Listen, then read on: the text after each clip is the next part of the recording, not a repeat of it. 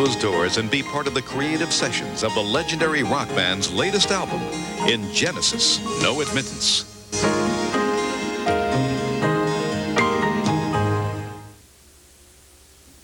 You can take pictures. You can make movies. You have unlimited access to all areas.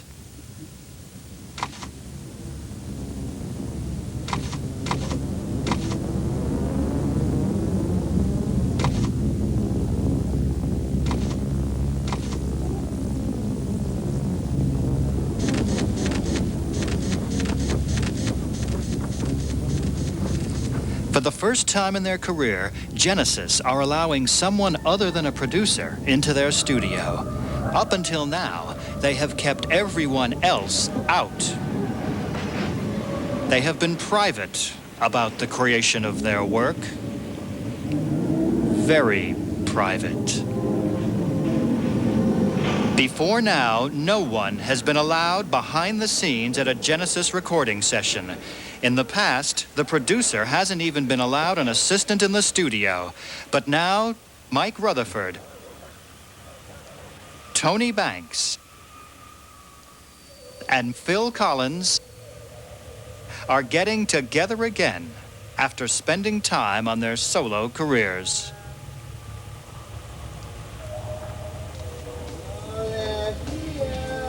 They find themselves in a very public position. Their last album, Invisible Touch, sold many millions of copies and generated 5 hit singles. Now Genesis are under the spotlight in public. They are going to allow a spotlight in private. You are invited to look and listen as they create their first record in 5 years. They are going to write and record the album that will be called We Can't Dance. It will take them 6 months, but they don't know that yet. They just know it will be hard work. I do most of the work. I write the songs and I sing them and I drum and I play keyboards. But I have to give Tony and Phil a bit of credit so they don't feel left out. Let's be honest. It's truth time. Question number 1, boys and girls. Oh dear, here we go. Act 1, scene 1. Are you ever surprised people are still interested in you? Thanks.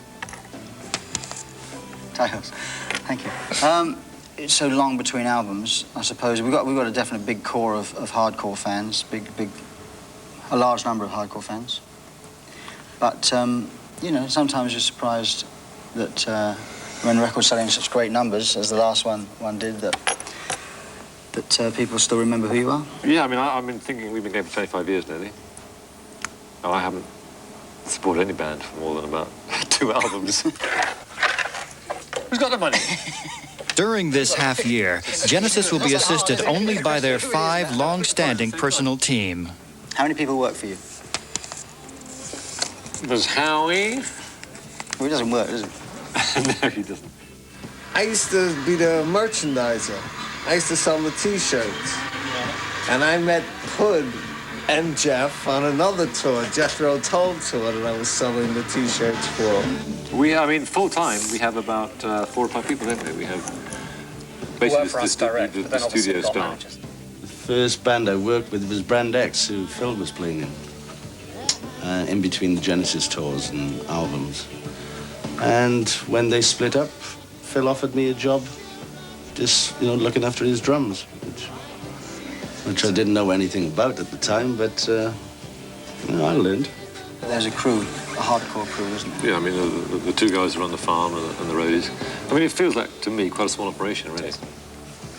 Maintenance, studio manager, keep the studio running.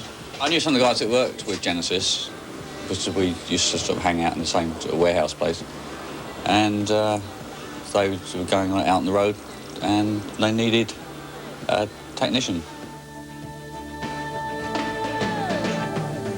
And so they offered me a job for 3 months for the tour.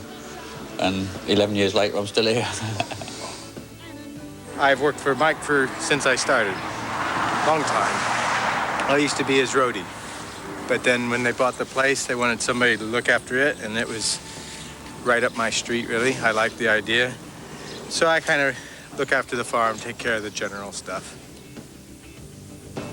We had this dream for years that we'd have our own studio one day, Just the idea that you can go in and write, and the minute you've got a piece of music that sounds good, you can record it. Has always been one of our dreams, I think. And we realised it on the Abacab album and subsequent albums since then, you know, and things like,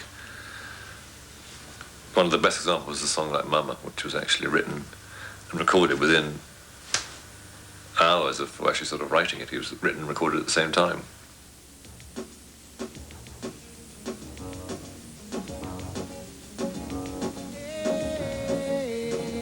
If you're not in Genesis, what band would you like to be in? Heads. Chronologue. Medicine Head. Jan Dukes to Grey? Stray. Well, Yes. it goes without saying, I think if you know, in a perfect world, I mean, it would have been lovely to have been that shy, unassuming group, the Beatles. I mean, it would have been lovely to have been a part of that. But in realistic terms, I mean, groups that you play music of, I guess. I mean, Cream would have been a great group to have been in. Short career. Yeah, the Beatles, Cream. Can't think of, you know. Cream. The Beatles. Cream. The Beatles Cream. Genesis' studio is called simply The Farm. It is located in an old farm in the county of Surrey. When they begin an album, the three men have no preconceived ideas of how it will turn out. Phil, Yes. do you think of yourself as a drummer who sings? Or a singer of drums. Yeah, a swinger. Swinger. Or a Well, swinger. it goes without saying that I think I'm a swinger kind of guy. Yes. A sex Are you a guy. drummer or a swinger? Well, I find. I still think of myself as a drummer that sings, but I think my drumming is still better than my singing. Oh, no. No. There's one in the next morning, yeah. Next. When they begin at the farm, they search for interesting sounds they might use on a record. What I like about the way we work now is that, okay, you miss out one side, which is kind of individual songs, which is a different way of writing. But the idea is that you can do that on your solo career. Phil and Tony and me and Mike and the Mechanics, which is good. And so Genesis we kind of keep now for just going in and writing it together. I think what we do, I mean, it's always so intangible to say what we're all about. There's a certain kind of chemistry that seems to happen when the three of us improvise and play and mess around together and just make sounds. And it seems to me it's the kind of music that we can't do. It's different to what we do on our own. It's a combination of those sort of sounds and ideas.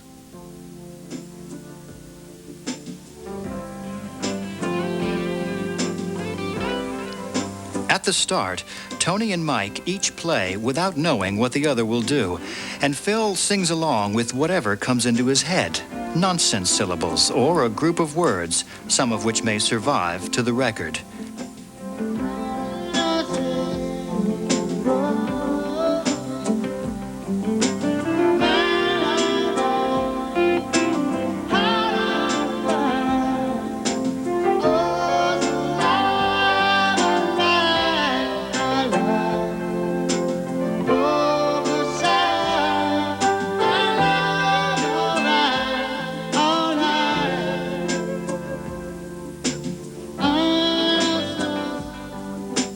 You can sing with it and do a little guitar. Drum, sir. I'm first. First one, what? It's very nice to play the little lead licks. So what did you say? You said something about vocals. A lot of these songs, Yeah? so if you get in full swing, you'll be all right. There's less lyrics to write, you know. Guitar solo. Somewhere in there, I feel Keyboard that solo. rather than come back to vocal, I don't know where, but If you don't want me to sing, George, I won't sing. you could do... If you want me to sing, I'll sing. If you don't want me to sing, I won't sing.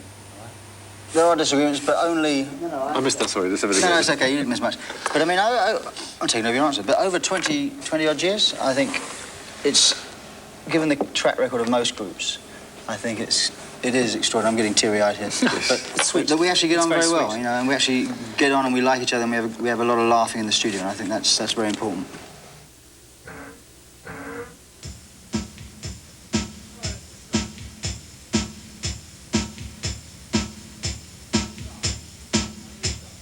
Because they have always been alone when they record, Genesis have come to trust each other with their musical experiments and feel awkward with outsiders.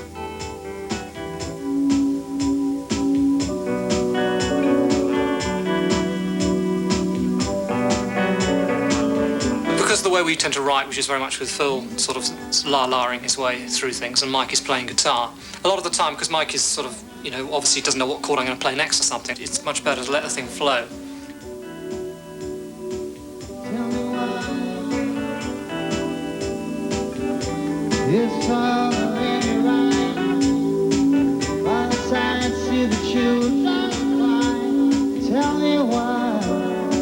The way I write, I mean, I'm sure we all write words differently, you know, I know we do, but the way I write words is that when we're writing the music, that's to say whether we're writing it as Genesis or whether I'm writing it on my own, I'll improvise while we're writing.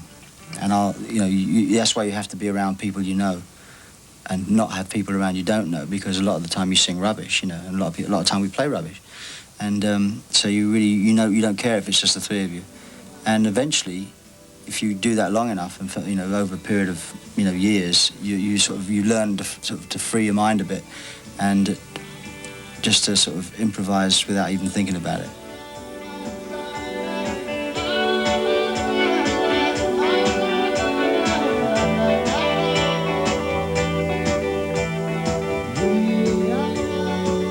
And those words that you improvise, you try and use, or I do.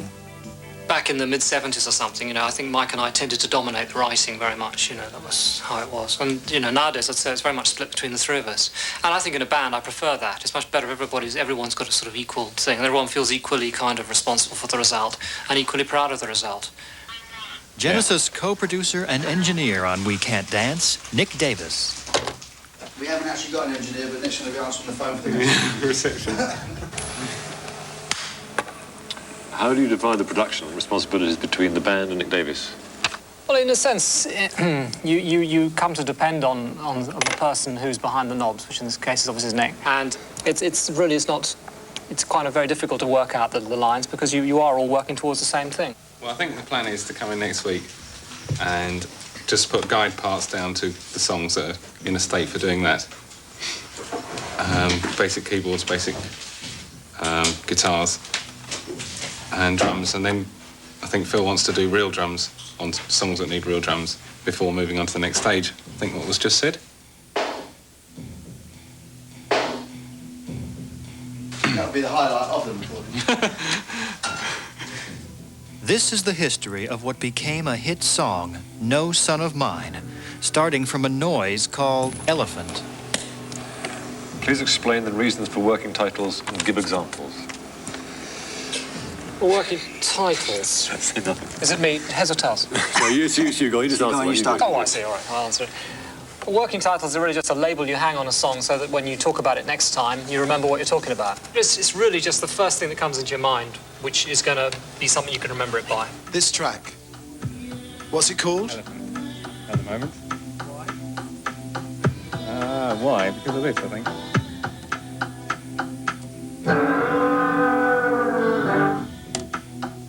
Thought? That sort of funny noise here at the beginning was a sort of sample I did of sort of noise in the rehearsal room, which was mainly Mike, but fiddling around with it, playing it backwards and sort of doing funny things to it. And it was really playing that, and as soon as I played that with the chord, we had a song, we knew that.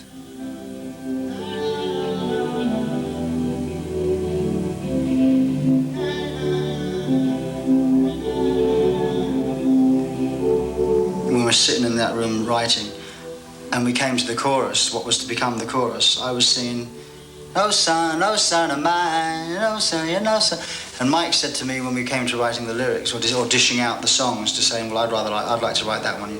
I'd like to write that one, blah blah blah." You know, he said, "On that song, it sounds like you're singing 'No Son of Mine.'" And I don't know what I was singing really. I was singing something like that, but then suddenly he put that in my mind, that's what I'd been singing, and so at that point I went and wrote the lyrics that made sense of what I'd improvised. The story is a young boy, I don't know how old, maybe 11, 12 years old, who basically he lives in a family of abuse.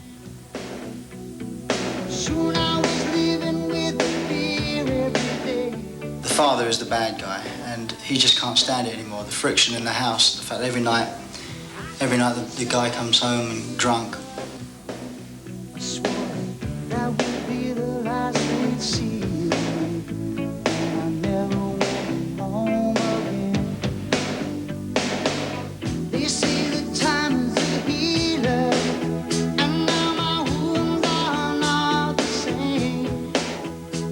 that's really what it's about. And of course, the boy, as he gets older, he realises he misses his family and can't believe that his father was all that bad. And he goes back and sees his father, plucks up courage to go back home, knocks on the door with his heart in his mouth, not knowing what the reaction is going to be. And all his father is exactly the same, you know. Turning around saying, "You're not king's son of mine, son. Cough out of it."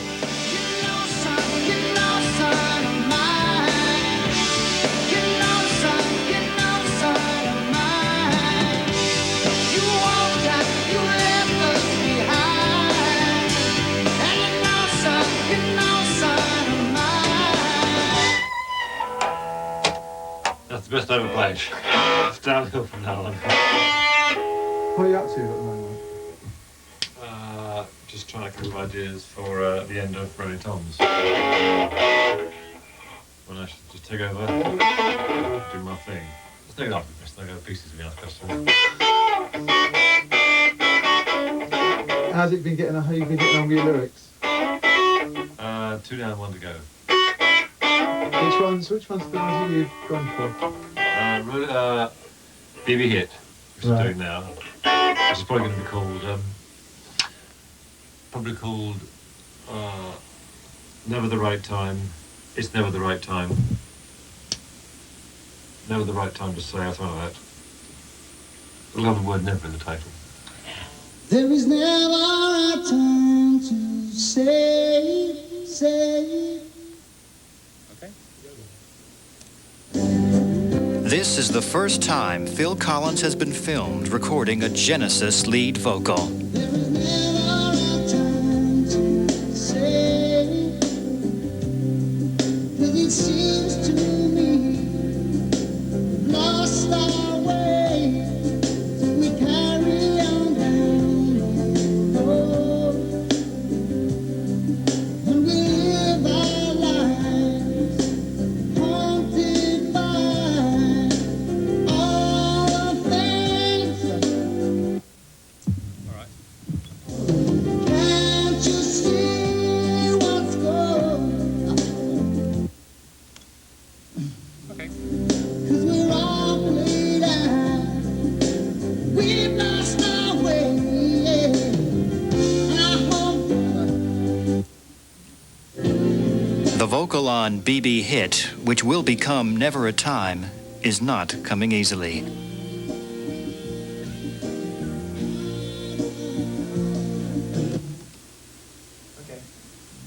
and we live our lives haunted by all the things. The melody on First So Sad at the end there, Yeah. it's sort of a thing.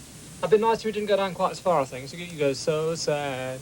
It just went so sad, so sad. Just because it doesn't really go with the chord. So sad, Just so sad. Yeah. Actually, do you want to hear Twiddle he did on the old one? Because it's a really nice twiddle he used to do. Fine. Maybe that's it, Gary, for a day. He's still the same miserable guy he always was. No, he's still Phil. That doesn't really he hasn't changed very much in that sense.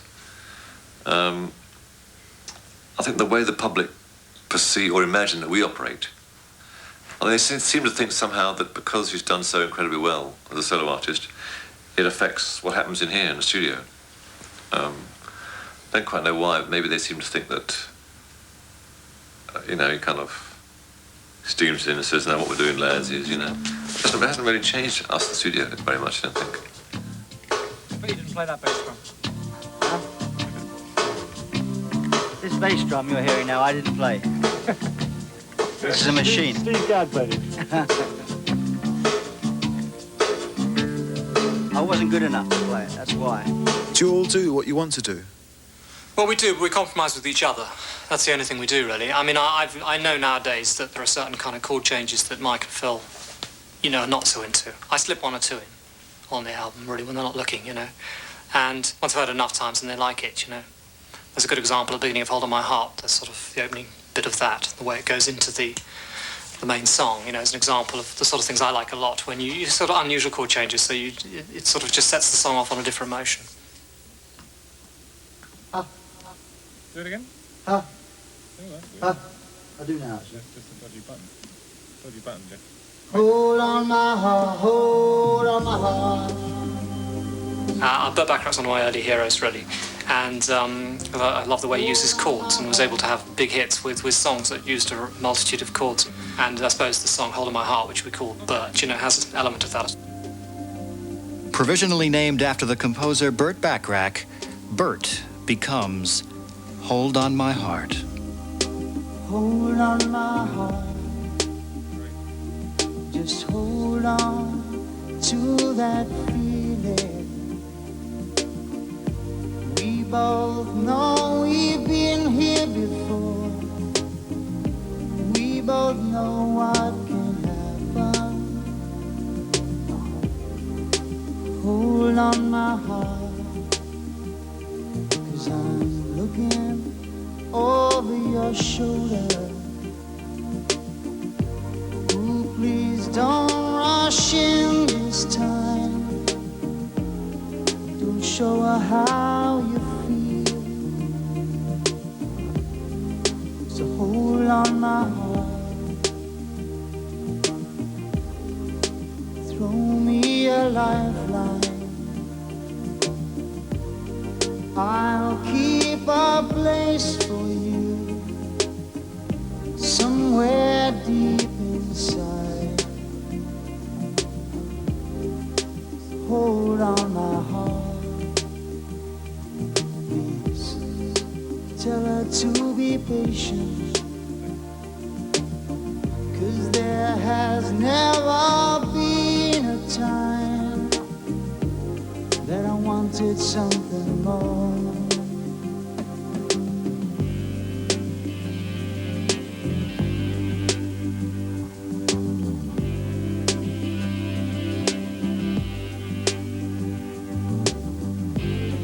If I can recall this feeling, and I know there's a chance where I will be there. Yes, I will be there. Be there for you whenever you want me to. Whenever you call, oh, I will be there. Yes, I will be there.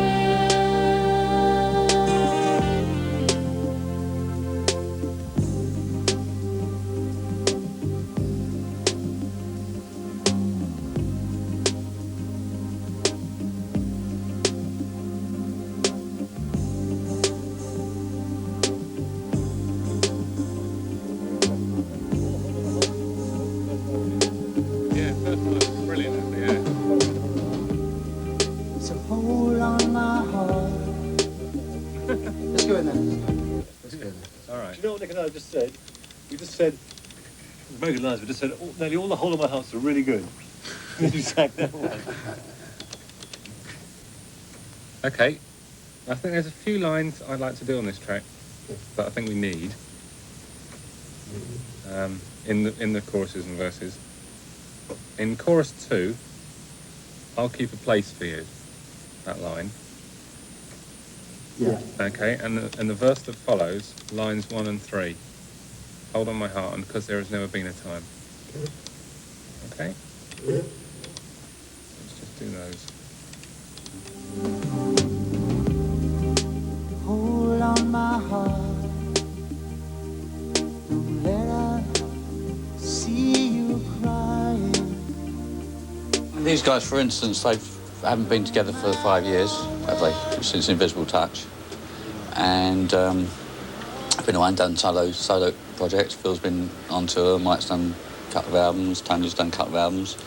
And so when they come back together, they're fresh. There's the three of them together. And I mean, of what I've heard so far, of what they're doing on this new album, I mean, it's definitely fresh. Well, I mean, that's the reason for doing all the stuff outside. You couldn't just do the group, for this length of time. We'd have gone nuts, I think. But, and you wouldn't get any new input, But, I mean, since we've all done quite a lot outside, each time you come back and make a new album, you're bringing new ideas in, and that seems to make it work. Well, it's nothing to do with me. nothing to do with me either. Yeah, but no, it's Tony's video. During the 6 months Genesis are recording We Can't Dance, Tony Banks releases a single with Nick Kershaw, who recently wrote the hit song The One and Only. They meet again to make a promotional video. I mean, this when that's just switched off, isn't it? You know? So no. When's the next Genesis album? That's a very good question. Well, we're hoping to get it out before Christmas. That's me. It's a question for me. Do you ever listen to Mike and the Mechanics? Yes, I do. I've listened to. I have all the albums. I like a lot of it. I love Paul Carrick's voice. Paul Carrick could sing the Telephone Directory. As far as I'm concerned, he's got a wonderful voice. Mike Rutherford, Paul Carrick, and the other Mechanics convened for a photo session to publicize their latest record.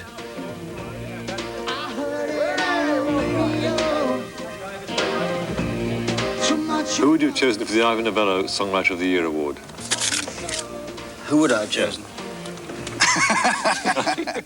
Phil Collins won the Ivor Novello Award for Songwriter of the Year. Did he win it this year? Yes. I had no argument with the decision at all. Who's I don't know anybody else. I only listen.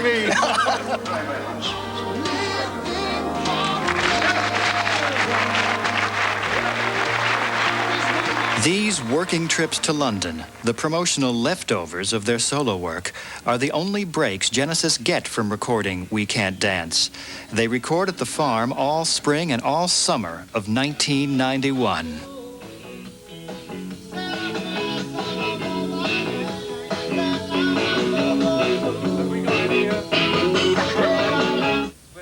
It's right on the front. Oh, that one.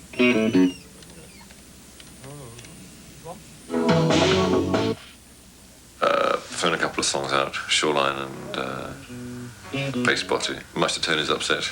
This song will not make the album. In 6 months, 17 songs are written, 14 are recorded, and 12 make it onto We Can't Dance. Mike, when you are recording guitar parts, what is the most important element? Sound textures or precision of your playing? To try and do it when Tony and Phil aren't in the room. So you can get it loud. Yeah. So we can go out and do something more interesting, yeah. Now, I must say on this album, it's been really easy to get a sound. Nick Davis has got a really good sound. I mean, in fact, the Mechanics album, this one, I've used just amplifiers. Just valves. I'm sure you want to know this, right? It's a B22 valve linked to a D33, and I'll parallel them up. I've used valve just the same as the last album, yeah? The point being is I haven't used fuzz boxes anymore. It's valve amps.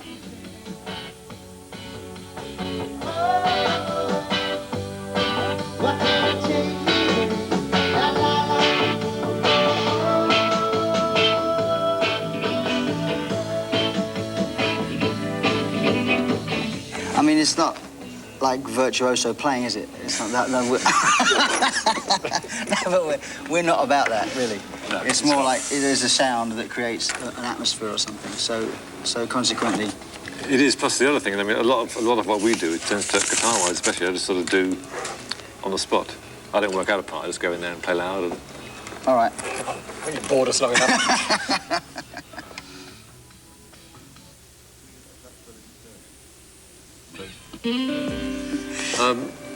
Next question. That was boring. All the provisional Genesis titles are eventually changed. A good example is Irish. I think Irish, which is now called Driving the Last Spike, is very strong. I think it's probably for me, I think it's one of Phil's best lyrics he's ever done in Genesis. And I think it's extremely strong. So, what is that song about, actually? It's, ask him, it's easier. He'll tell you anyway. I remember this book, which I was sent by Dennis Waterman, actually, because he was going to make a film of it.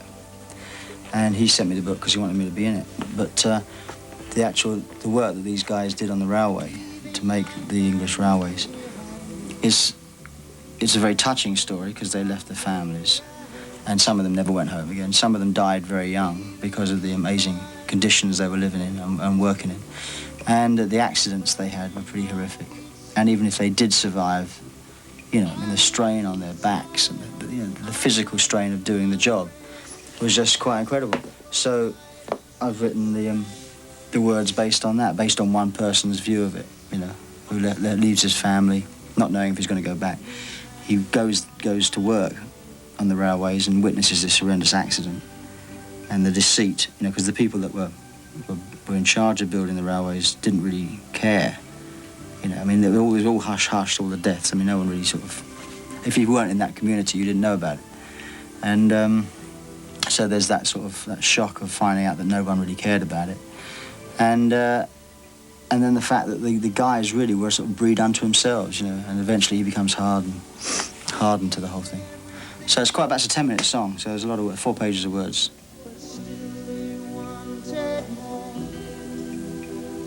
We sweat and we toil, good men lost their lives. Don't think they knew what for. I showed them my heart, I showed them my soul, I gave everything I had. What would you think if your children decided to get into this business? I wouldn't really care one way or the other. I'd prefer if they didn't, in a way, just because it's a business I know, so it'd be more fun if they're doing something I didn't know. But I mean, it's up to them what they do, really. I don't think there's much likelihood of it, really. I don't think either of them are particularly sort of attracted to it. And my son is sort of old enough now to know. I think he's already, you know, perhaps it's because he's my son, but he's already a bit too cynical about it. You know, when I was his age, I liked everything. I had no discrimination at all, really. I liked everything in the top 30, whether it was Acapulco or, you know, Bobby Darin, whatever happened to be in the charts at the time. Whereas he's already as selective as I am, you know, and you won't listen to most things in the charts. Tony, what do you hate or like most about me? About who? Me! Well, I'm not allowed to mention that song, am I? No. The mighty. He doesn't like really kind of What irritates you most about me? Your height. Your lack of hair.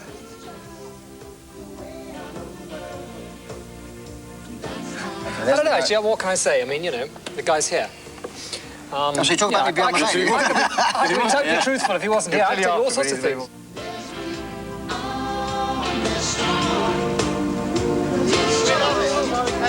Would you steer your children away from the music business? No, my son's 15. He's just forming his own group. So he's a very good drummer. And he's starting to write, you know, and he's interested in all that, and recording himself. But I would not discourage, but I would be very realistic. So that, because he doesn't, you know, he thinks that I just arrived and here I am, you know. He doesn't know that you spent 20 years in the back of a van. Well, 15 years, because I'm only 25.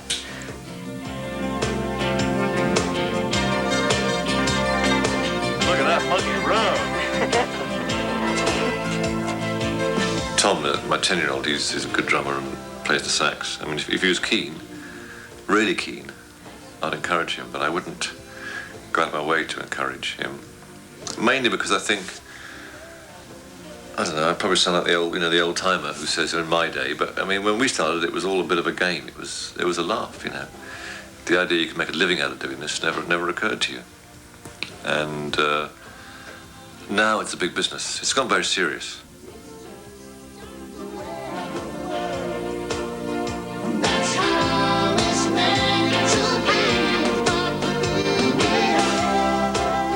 Phil decided you've got to keep fit. I mean, I've been cycling forever. I mean, I've always cycled for years, you know. But to do it in the studio, I'd never thought about doing it during guitar solos, which is, in fact, a great thing to do because, you know, you can't stay in the studio while all that's happening. And Phil's decided he wants to sort of lose weight, you know, and stuff like that. So he was cycling around. I just cycle because I enjoy it, you know. In the studio, Turner is such a vegetable, really. There's no exercise at all. And so the cycling, it just sort of, you know, makes the blood go around a bit faster. Do you compete? Oh, there's no competition. No? I'll beat him hollow.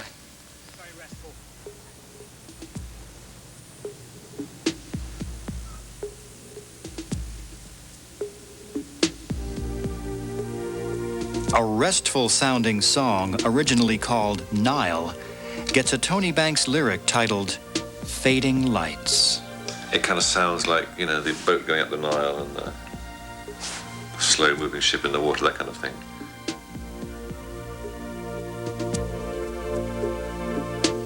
In the writing process for us, so often we find things by mistakes. Someone hits the wrong note, and it sets you off in a direction that you hadn't even thought about going. Another time might have been so different. When we're writing, Tony and I don't know what key the other person's playing in. And sometimes we come to record songs and I'll say to him, "Is that what you played? 'Cause that didn't sound like that to me." Now it's just another fading memory. Out of focus through the outline. You know, when you combine the two parts, it makes up a nice sound, but individually, they're often quite different. And vice versa, he'll say, "You didn't play that, did you?" You know, and it's just, he hadn't heard it that way until he isolated my part. And that's the kind of chemistry that I think is what is good about Genesis.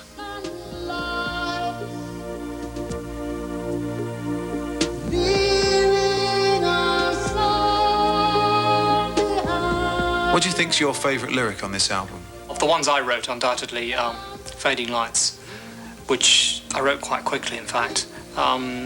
Nick calls it one of my terminal songs. I was sort of, I don't know, perhaps as you get older, really, you find yourself looking back sometimes and thinking about things that can't be anymore. And you don't quite know what's going to happen in the future, so you don't know quite what is the final thing. When you're actually experiencing the last time you ever do something, you don't know that it is the last time you ever do it, which is sort of interesting thought, I thought. And so I kind of wrote a song about that. And sort of just generally looking back, it's a nostalgic sort of song. I mean, it could be corny, but I think I was quite pleased with some of the lines in it. Well, I don't think it would sound very good with drum. No, I want just drums a bit power. Fading Lights is about to undergo a drastic change. The needle will be jumping off the record.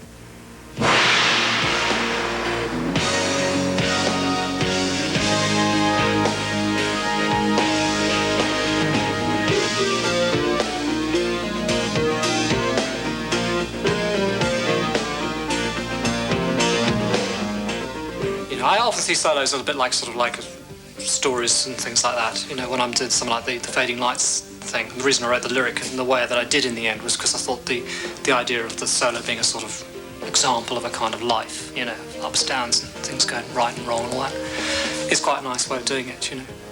Because the way I write solos is they have a lot of variety in them. You know, don't tend to stay in one mood all the time, so you tend to get the different flavours coming in and out.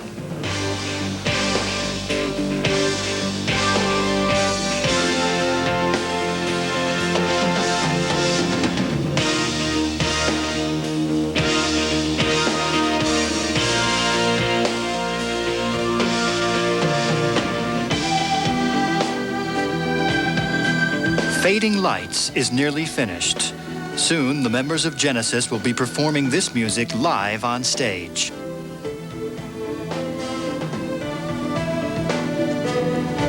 Is there a dream or a stage nightmare that you have? Oh, dreaming, you go on stage, it's like the schoolboy one when you go to school and there's nothing you can stop yourself from walking down the street, but you've got nothing on apart from a shirt and jacket. Nothing else, no pants, nothing. That's a famous schoolboy nightmare, I think, or a male nightmare anyway. And I think that's quite a common one. On stage, it's usually that kind of thing. You're standing there, you're singing, and you look down and there's actually you've got nothing on, you know. Or what we've all had individually is when I get out on stage and either you're trying to do a song with all the wrong keyboards, you know, and stuff, and the sound is just completely wrong. or I hit the first chord. It's a fairly standard dream, I think. I hit the first chord and then no guitar strings. and none of the leads are plugged. There's no leads. The leads are plugged into the wrong things. And there's cries for Dale, or it's Jeff now. I forget what happens after that. I think I wake up, actually.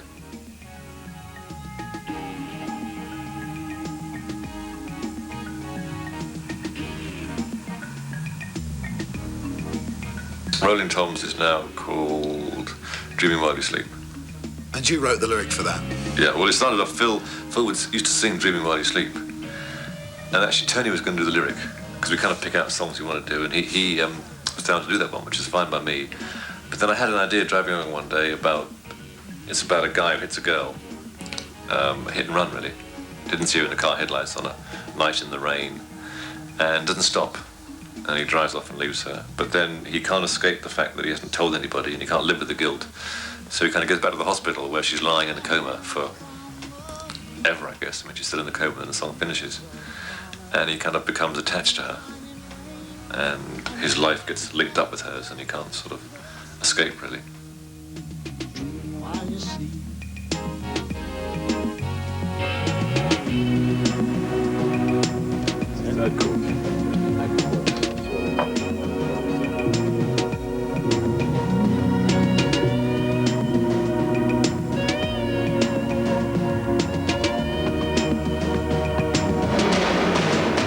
All my life, you lie silently there. All my life, in a world so unfair. All my life, and only I know why. And it will live inside. I had this idea, and then I had to persuade Tony that I was going to do it.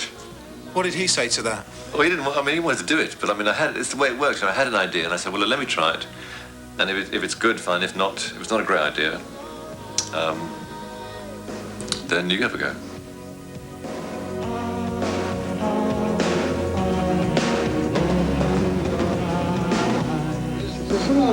It will live inside of me. Which I don't know how loud you're hearing it, but it I sounds. couldn't really work out what was happening before. I couldn't tell if it was him or just mine. All right. There was a good thing at the end of the chorus. Do you want to come and have a listen to what we got and so see what you think of the so you can hear what they sound like?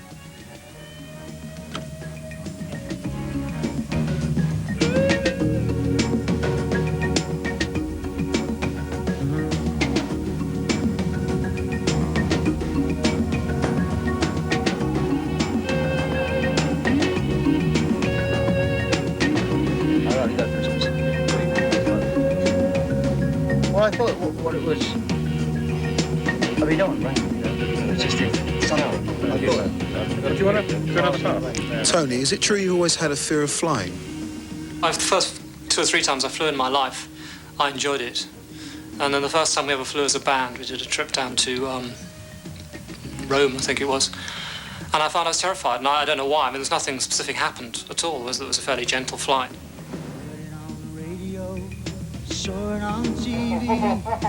Could I take my secret to the grave? But I'm always conscious of it. It's the thing, if you stop concentrating, the plane will drop, It's that. It's a classic problem, I'm told, So you have to keep thinking about it all the time.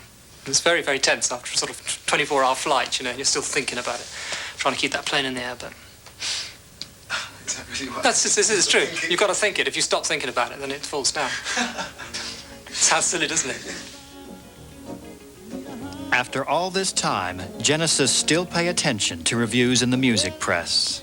I'm always hoping that this will be the album, or what album you're working on will be the time when they say, "No, hang on, let me think about this." Maybe this isn't as bad as I keep writing or saying it is, but I think that time has long gone now. I don't think we'll get any more time or patience from music critics than we can expect. Well, yes, but obviously music critics can change. I mean, music critics, they presumably can't be the same people there forever, We have in the past had some people who used to like us, and there may be some who come back again. Very mellow from Tony. I'm feeling mellow now.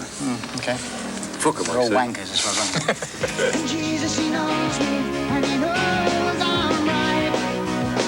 I've been talking to Jesus all my life.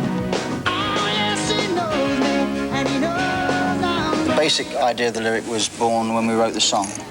And when you're working with the rough idea of Jesus, he knows me and he knows I'm right, which was the thing that was improvised, taking that along its logical conclusion, you end up with talking about someone that's kind of fanatic, is sort of, I know what I'm talking about because I'm in touch with the Lord, sort of manic Christians, really. And I think TV evangelists sum up that because they're making an incredible amount of money fleecing people, 90% of them fleecing people. And they claim that because Jesus, they're in touch with Jesus, everything's okay. God will take good care of you. But just to do as I say, don't do as I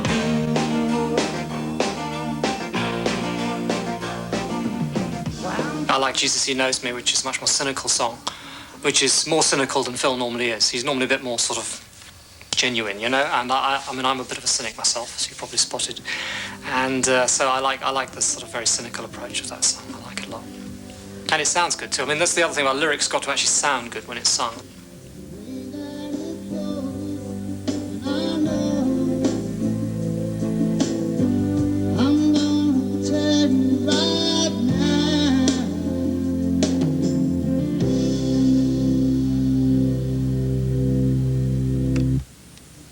Okay. Do you want to come in and see what we've got? No, Mr. Davis. What's that? No, just say, do you want to come and have a listen to what we have here? No. No? Well, that's the only track, isn't it? Right. Oh, no, I meant to that track. Okay. Hmm? No, well, I'll just not sing for a bit. Should have stand there and felt. I get annoyed with myself. Nothing else, really. Let's check the second verse. There are 71 minutes of music on We Can't Dance. Some came easier than others. Some were very hard work. You've got to be. Turn the camera off for a minute. Just for a minute. Sometimes you get blocks. Like there was a block when we did BB Hit. For some reason, I was singing out of tune, and I was getting very frustrated, so I went out for a bike ride. Came back, and it was all right, really. That's the biggest one. Thank you so much for your support. Yeah,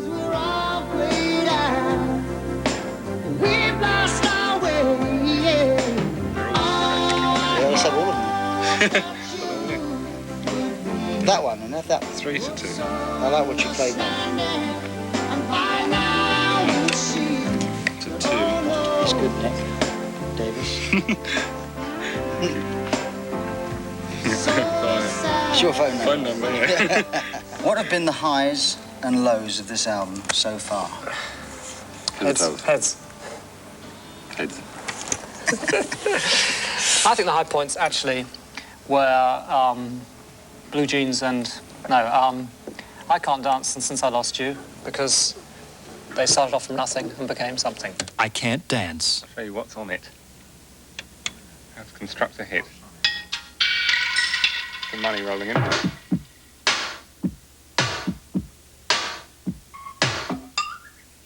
Yeah, well, there's more noises. It's all out of keyboard. Just sort of percussion noises, really. And it's just Tony playing it like a keyboard rather than like a drum machine, which is quite interesting.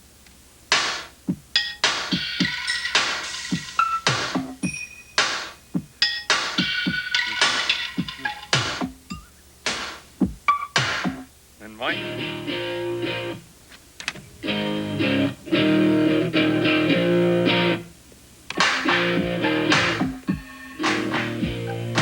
We called it Blue Jeans because it was like the riff had a sort of feel a little bit like the sort of songs they use in jeans commercials.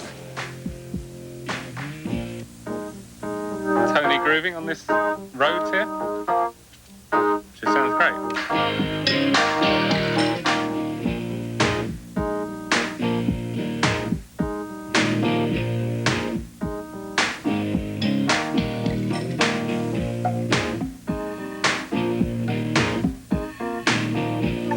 About me is the way that I walk.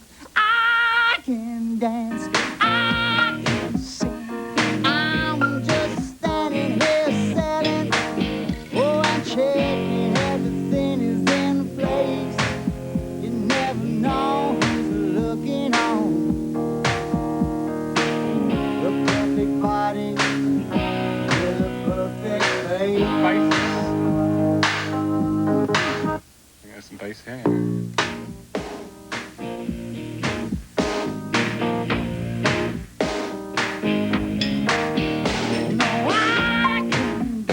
And it was actually done in about half hour. And of course the drums on it, which are And the fabulous. drums were actually Are not me. keyboard drums. I played the real drums at the end, but the slightly shabby stuff at the front is actually him. I'm just standing there selling everything.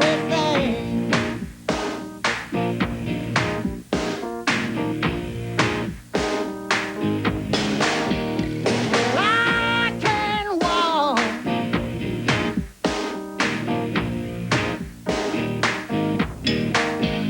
No, I can dance.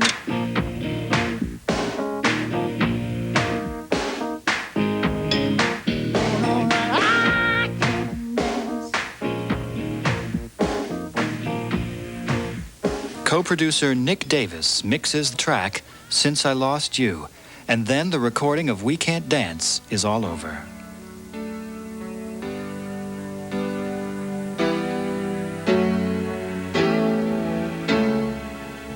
To be honest, I don't really think about an audience till now, till the album's finished. I think, I don't care what they think really. It's very important that you don't actually give a damn about them, because you've got to make the record for you, and the record that you like, and the songs you like. And in a way, we're kind of so insular here that it's always hard when a record's finished. You've got to kind of hand it over. It's your baby, and you know, it's so, you're so close to it.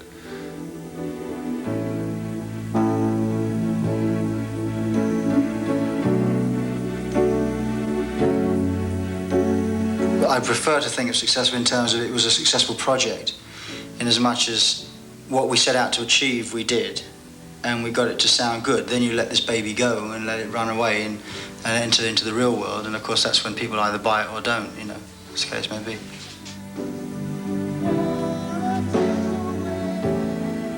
What stage are you at now with the record? Putting the final thing together, assuming that we don't decide the order's not right, but I think we think it is right, so that's it. Huh? Bye.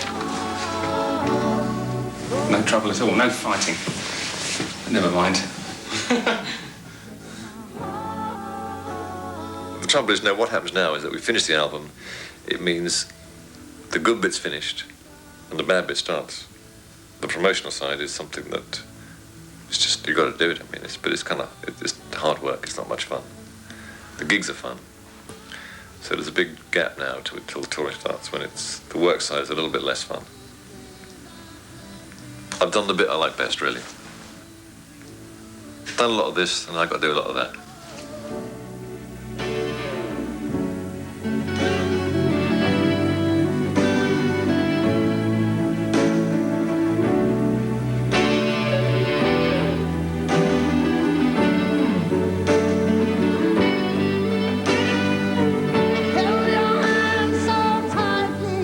Is it hard to think of album titles? Tails. Heads. It can be. This one's been a bit harder. They either come day one, very early on, like a song title, and you've got it, or you've got to hunt a bit. This one we've had to look a bit hard. No song title really came out. It's going to be called Man and Boy. Moment in time. It's going to be called We Can't Dance. You going now? And you're going too? Genesis are going too.